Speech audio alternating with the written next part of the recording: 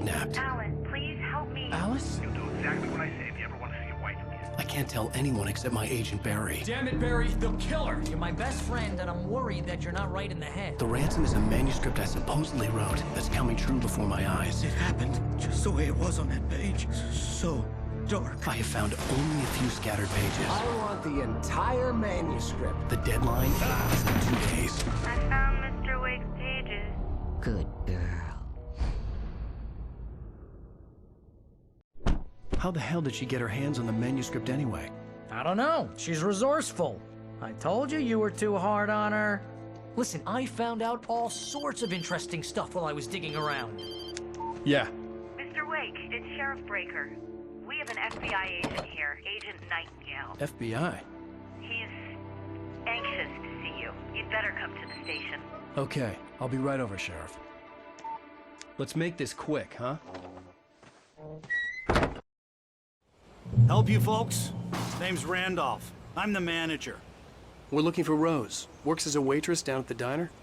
Rose, sure. Nice girl. Who wants to know? I'm Alan Wake. The writer, huh? I heard on the radio you were visiting. Well, I'll show you her trailer. That Rose, she's a nice girl. Always pays her rent on time. As I was saying, Al, I found all sorts of weird stuff from the local newspaper's archives. This place is crazy. Disappearances, mysterious deaths, urban legends come true, and get this, most of this stuff takes place around Cauldron Lake. Well, you ain't wrong, mister. The Indians thought the lake was a doorway to the underworld. I'm the God-fearing type myself. I don't hold with that sort of thing. Yeah, okay. Anyway, there was an island there owned by a guy called Thomas Zane. Now, some of the articles I found about him make him out to be a famous writer, but I ran a bunch of searches, couldn't find a single thing he wrote. Zane was heavily into diving, so much so that the place came to be called Diver's Isle. But the volcano under the lake erupted in 1970, and Zane went down with the island. Yeah, how about that? It was there in the morning, as if it had fallen from the sky. But it would take a tornado to lift something like that. We're damn lucky it didn't crush any of the trailers.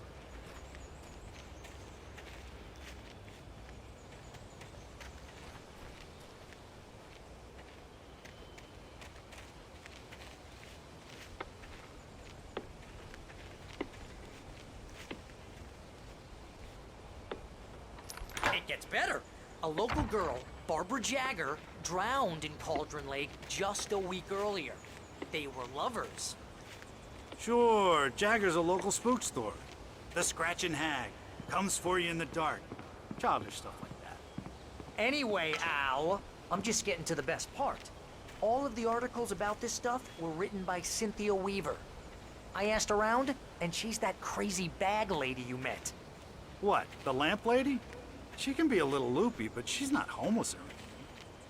Yeah, anyway, she knew both Jagger and Zane before they both died, and she had some kind of a breakdown.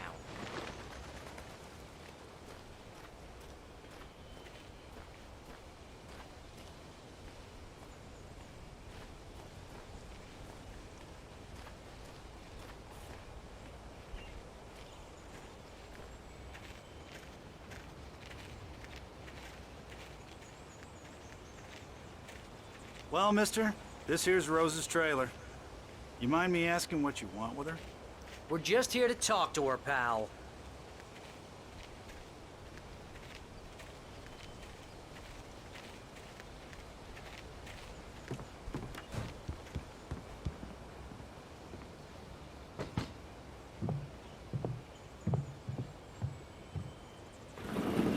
Welcome to... Oh dear, Mr. Wake. I'm so glad you're here. Rose, you have my manuscript? Oh. Oh yes. Yes. Please, come in. Hey, this is really good. Rose, Yes, my manuscript. I really need it. I understand. I know what you need. A muse to inspire you. Oh, for Barry? She doesn't have anything. Yeah, hey, Al? Al, what's... Oh... Barry! What? What?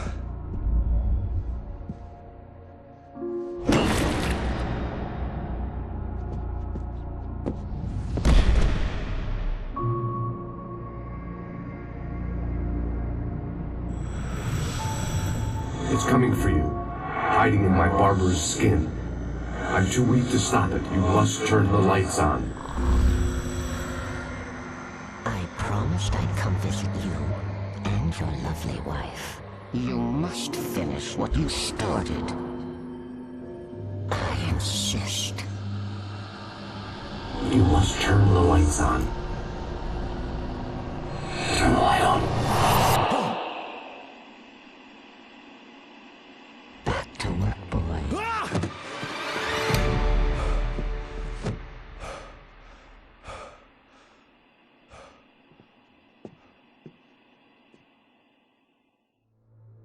I felt nauseous, hungover. Only anger kept me going. I can't tell reality from dream anymore, but it seems I have an imaginary editor to help me. She's an old woman in a funeral dress. I call her Barbara Jagger. She's very strict. I'm writing faster and faster. My manuscript is being heavily revised. The edits are getting very aggressive, and each day there's less of me and more of her. I hate it, but I know she's right. She promises me I can save Alice this way. She knows more of this than I do. About the complex incantation I'm attempting. About this place. She's worked with another writer under similar circumstances, Thomas Zane. The genre of the story seems to be shifting. It's turning into a horror story. I'm getting close. I can feel it.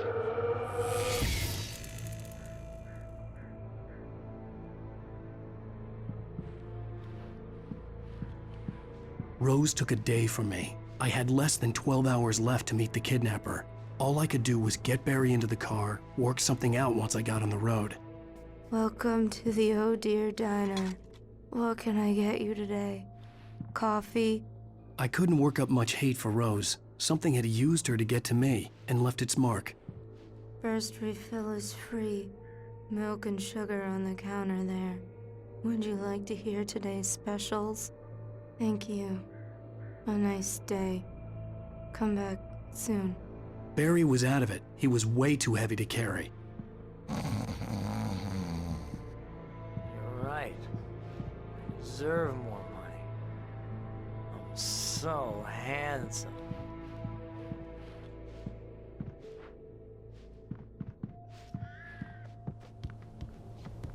My gun and flashlight were gone. I'd have to find a way to get Barry into the car as quickly as possible. There was no time to waste.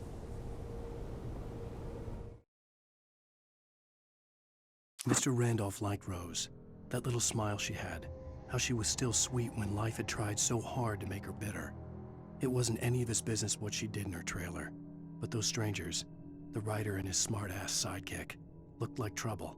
And they'd been in there for hours, way past her.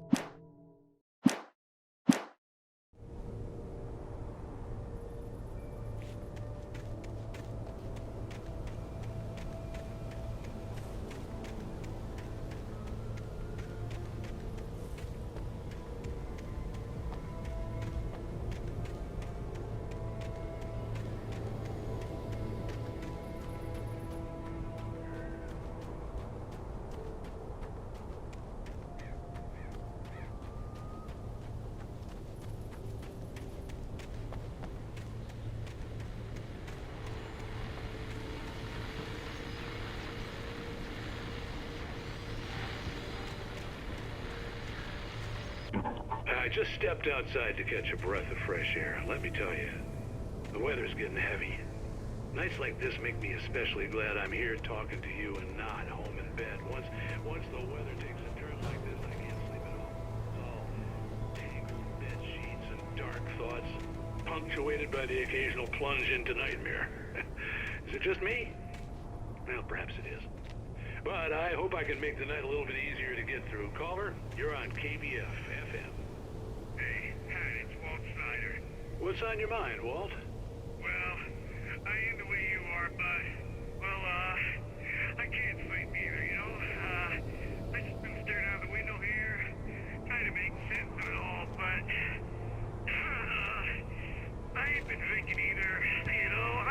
Well, you sound like a man with a problem, Walt.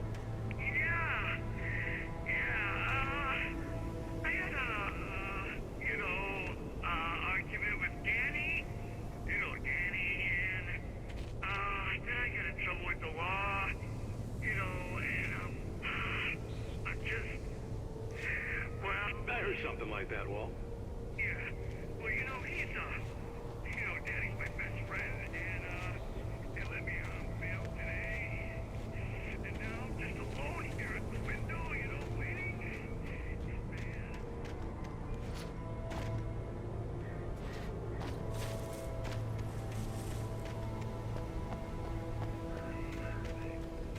What are you waiting for, Walt?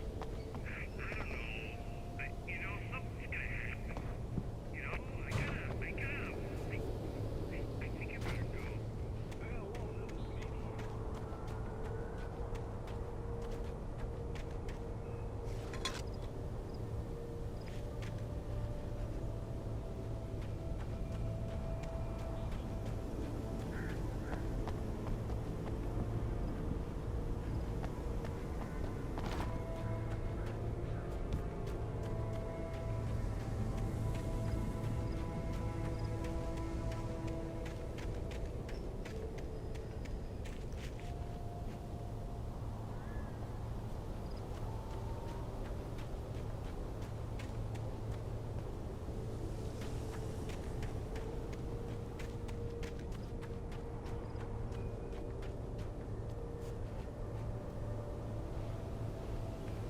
Oh, you're gonna get it now. God knows what you've done to that poor girl. This is Agent Nightingale, FBI! Get him up, Hemingway! You're under arrest! You move a muscle, I'll unload right in your goddamn face! Stay right where you are, Blaine!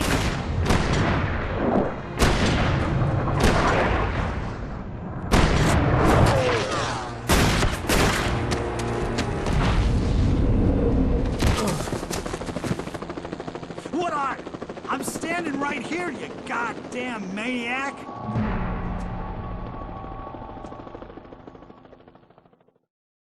I hated to leave Barry behind, but there was no way I'd miss my appointment with the kidnapper. Give it up, Mr. Wake. Come on. Get after it. Don't let him get away. Move it. I'm not let him get away.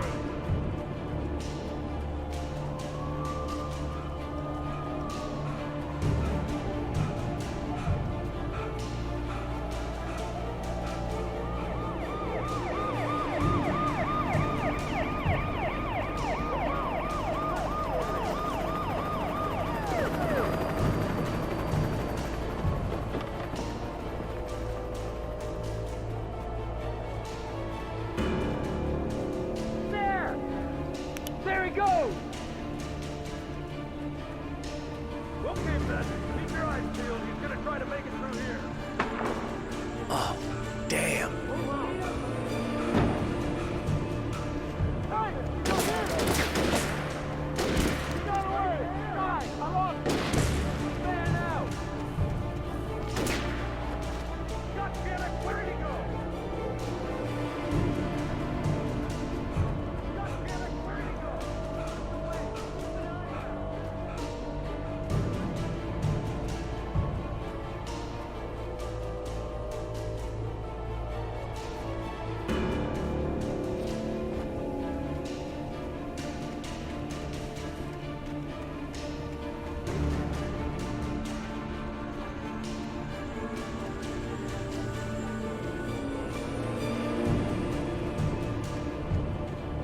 He's gone! Come on, guys! We need to head him off!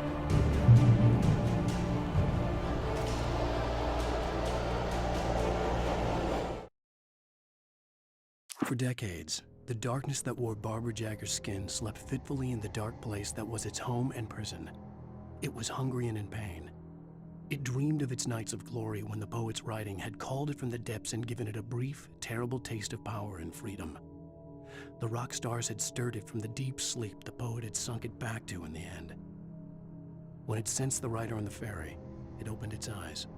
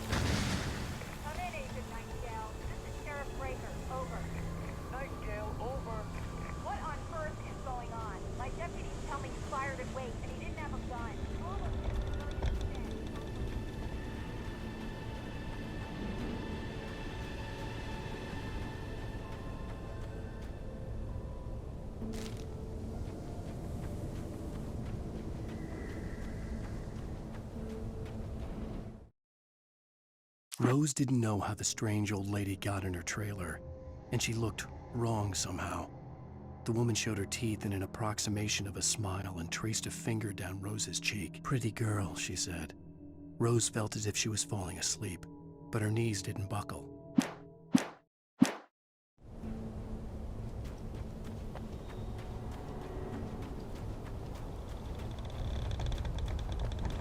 suspect was last sighted running along the shore.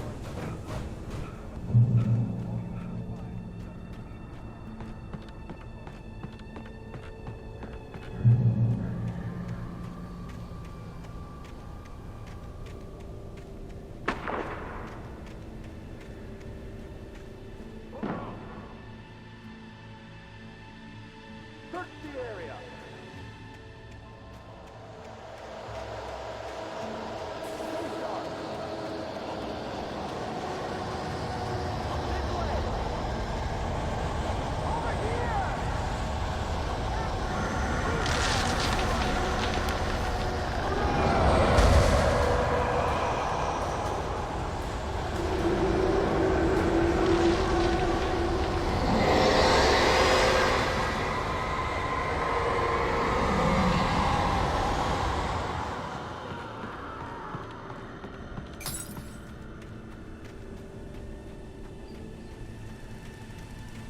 This horror was everywhere I went, circling me. The cops didn't stand a chance. They were after a writer, not a monster. It's Wake's doing. Wait, are you seriously telling me that geek writer just took out my deputies? Are you kidding? I mean, have you seen this guy? He wears a tweed jacket. Over. He's the guy we're chasing. If it's not him, who then? Bigfoot? Over.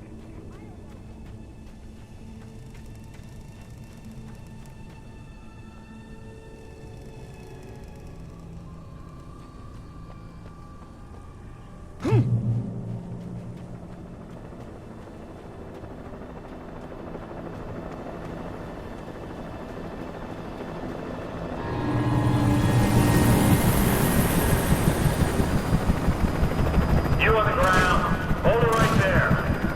There's nowhere to run. Freeze!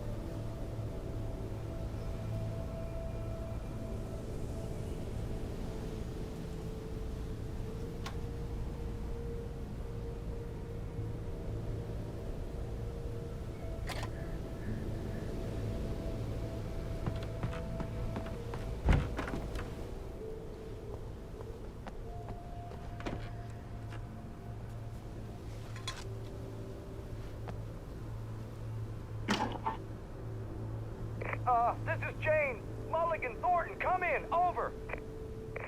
Thornton here. Jane, we got both Wheeler and Rose in custody.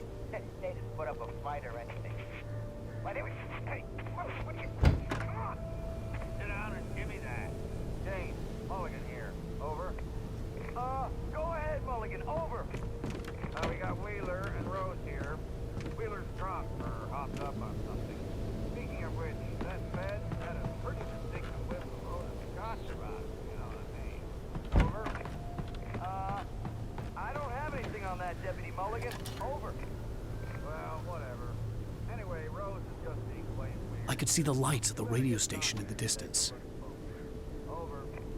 Gotcha. You better get them here quickly. The Fed's gonna want to interview Wheeler, over. Oh, yeah, but looks like they have a lot in common. Mulligan out.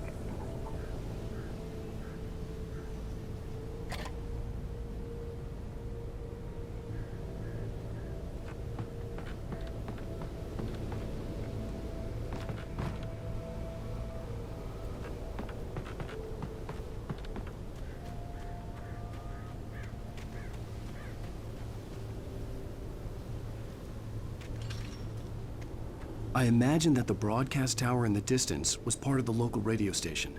Maine seemed like a decent guy. Perhaps he could give me directions to the coal mine.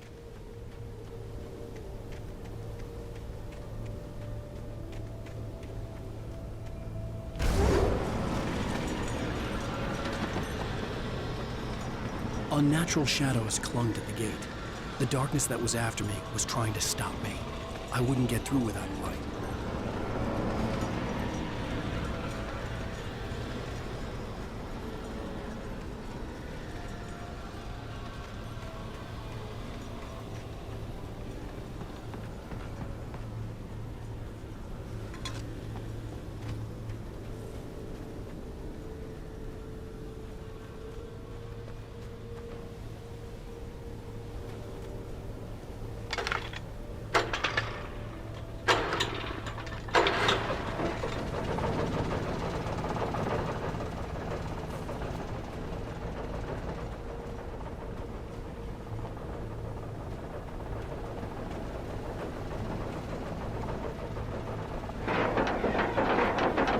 The old generator conked out.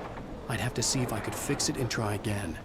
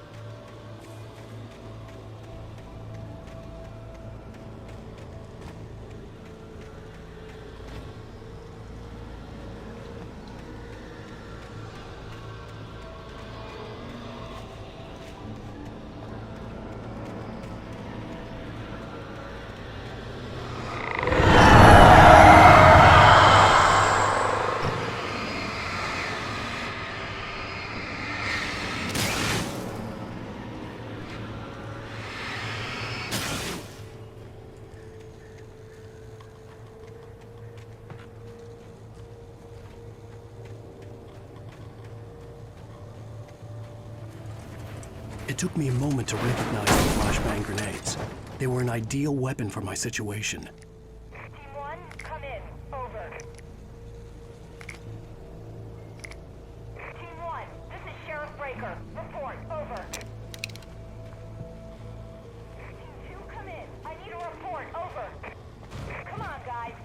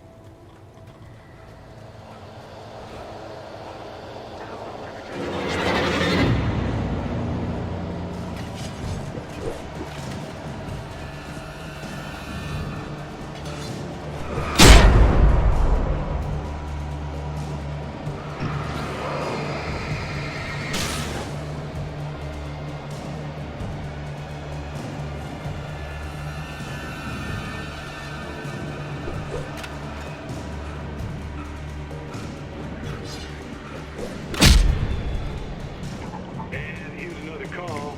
You're on KBFFN with Pat Maine. It's Bill Peabody, Pat. What's on your mind, Mill? Well, I live near the trailer park, Pat, and there's a big ruckus going on over there. Well, that's just up the road from me, too. What's going on, do you know? I don't know, but there's a bunch of police cars there, lots of sirens, a helicopter buzzing around, and I think I heard some gunshots. Gunshots? Yes, sir, like from a pistol. So can you find out what's going on? Because it's just next door, and they're popping off guns there.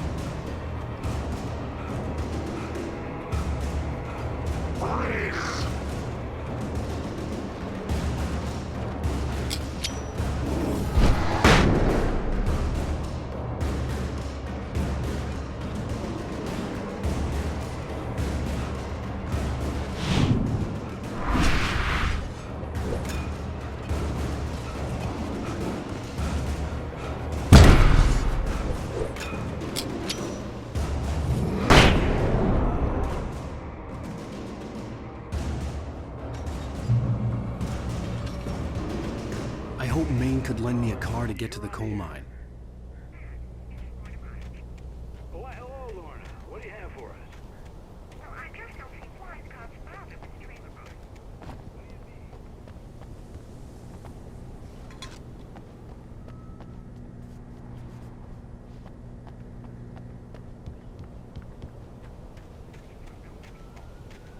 Well, Let the trash sort themselves out.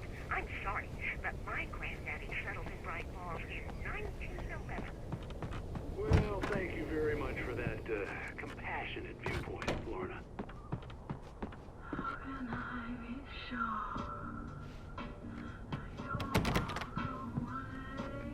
Oh, here's a little surprise. The famous writer Alan Wake just walked in, folks. I'm going to see if I can talk him into an interview. Come on in, Mr. Wake.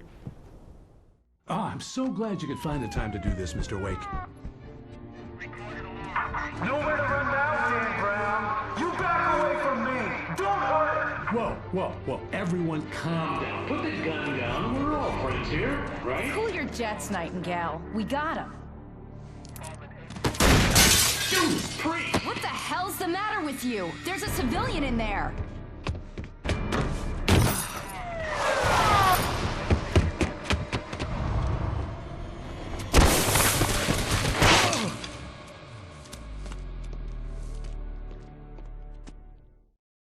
I'll get you yet, even if it kills me. You hear me? You hear me, H.P. Lovecraft? I had fallen off so many cliffs it was ridiculous. That's what you get for naming a book The Sudden Stop. It was probably good I hadn't had the chance to tell Maine where I was going. I'd have to lose the cops and find my own way to the mine. Nightingale stared through the broken studio window into the dark woods. He turned around, started to walk out, but Maine grabbed his arm. "Young man, you almost shot me. You don't shoot off rounds at people like that. What's the matter with you?"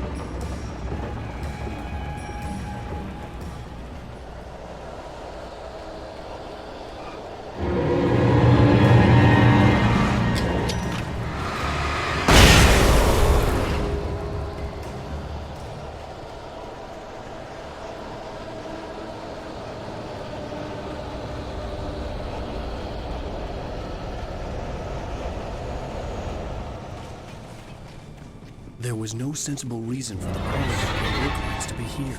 It was almost as if they'd been left for someone like me to use.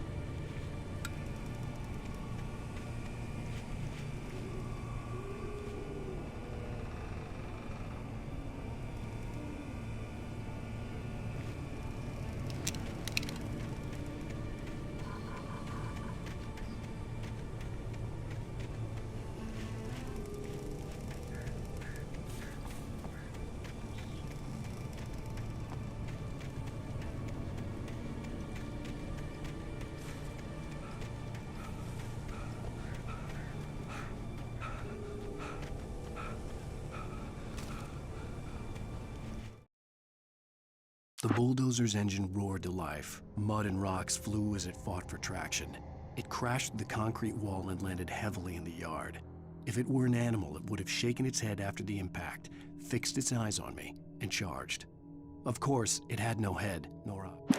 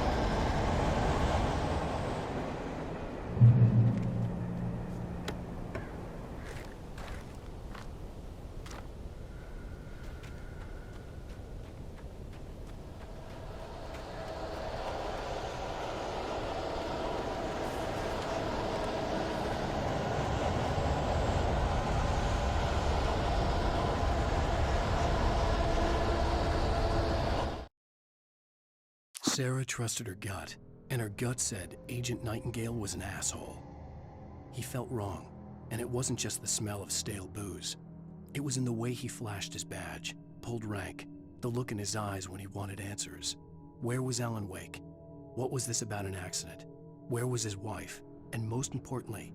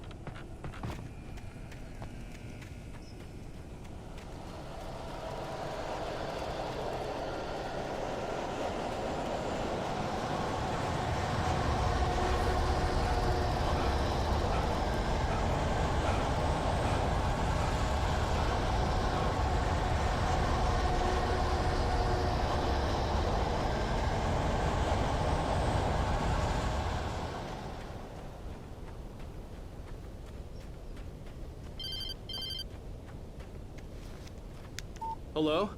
The most stubborn man I've ever met. Alice? Alice? Alan. Alan. I'm so afraid. Keeps me in the dark. Please help me. I look at you, Alan, and it's not you. Something else. Looking out from behind your eyes. Alice, I'm here.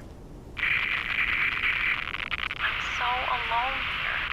It's all gonna go to hell. You need to be careful. Cooperate.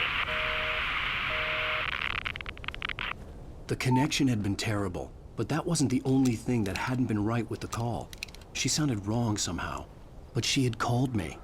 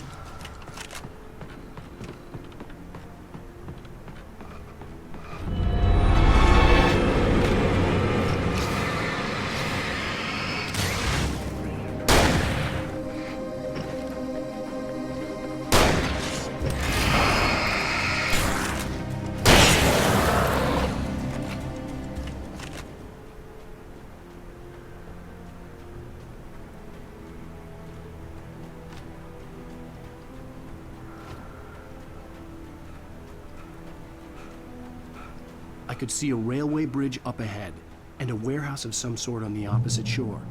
I hoped I could find a car from there.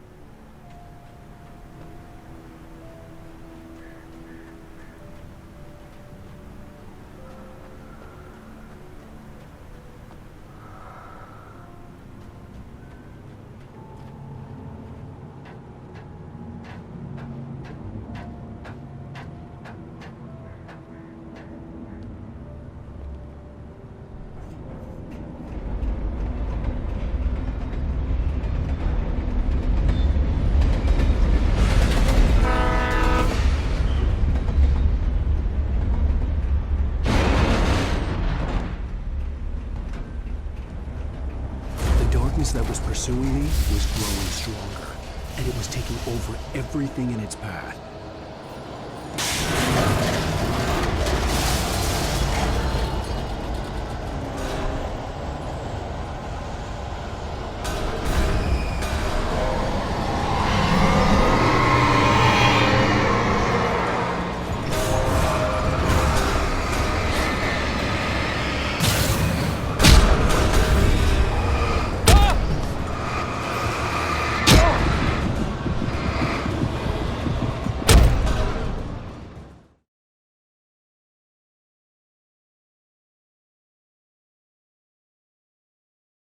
I hoped I could find a car from there.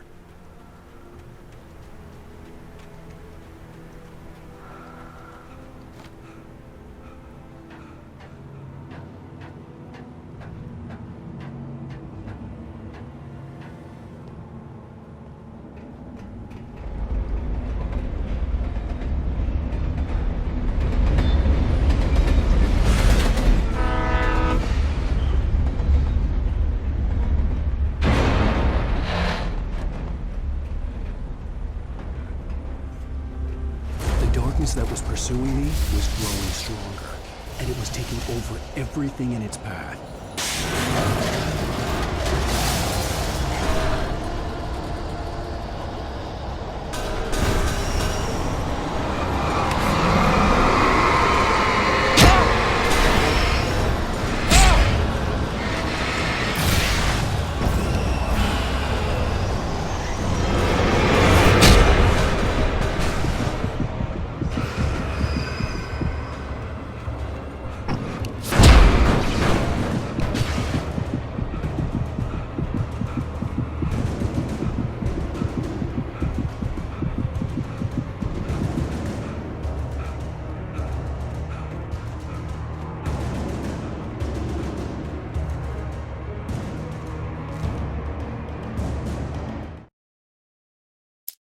The pipe wrenched itself loose from the bridge's steel framework. Wrapped in darkness, it floated in midair, twitching. For a moment, I didn't understand what I was looking at. The heavy object lurched at me with impossible force. I slammed the door shut right in his smug face. He pleaded for me to open the door. True to form, the asshole actually thought I would obey. I had no sympathy left, no guilt either, not for him. I took a moment to savor the scream.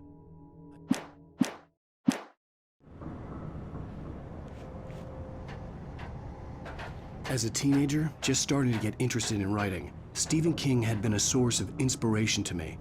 I thought about all the inanimate objects that had come to life in his books. No one is safe in a good horror story, certainly not the protagonist. That's what makes them fun. This was anything but. The darkness could possess anything, and it was getting closer.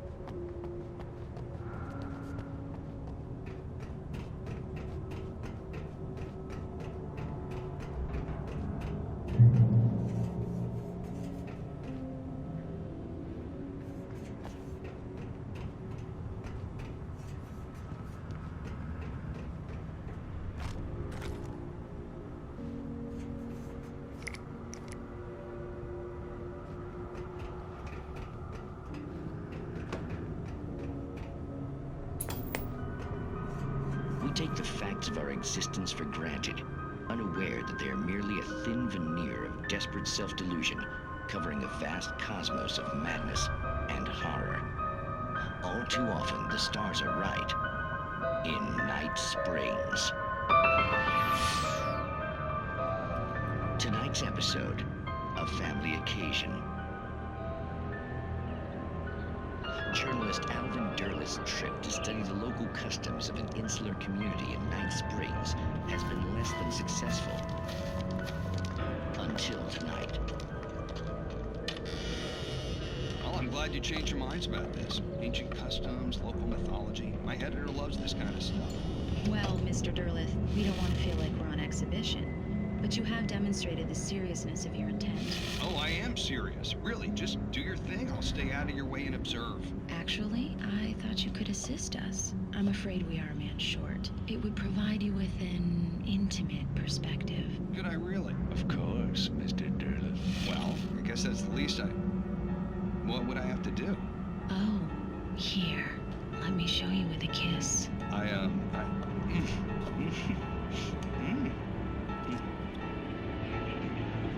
What did you add?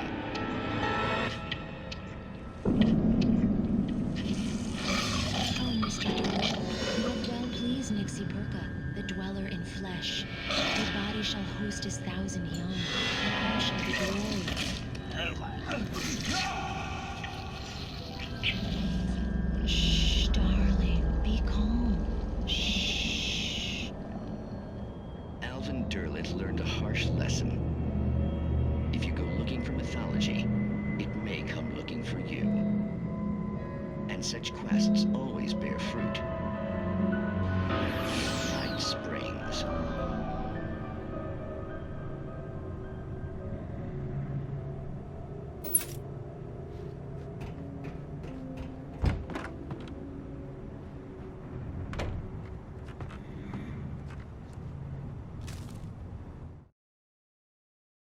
The darkness surged towards me, sucking everything loose from the ground into its depths, tugging at my clothes.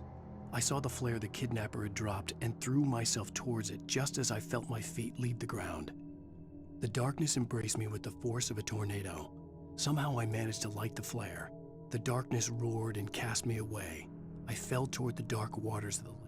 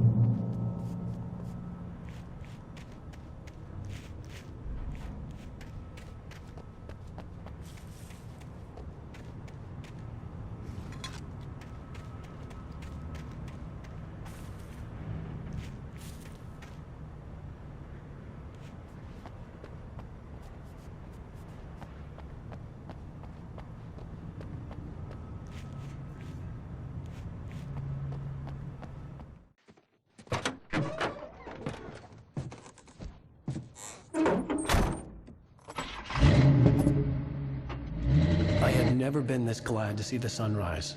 I had a couple of hours to get to the coal mine.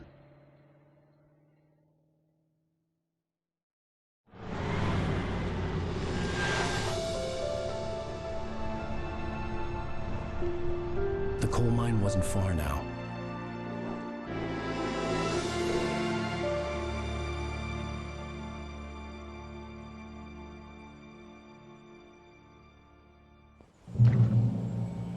Today, I would meet the kidnapper, and he would give me Alice. I wouldn't give him any other choice. A drowning man will clutch at a straw.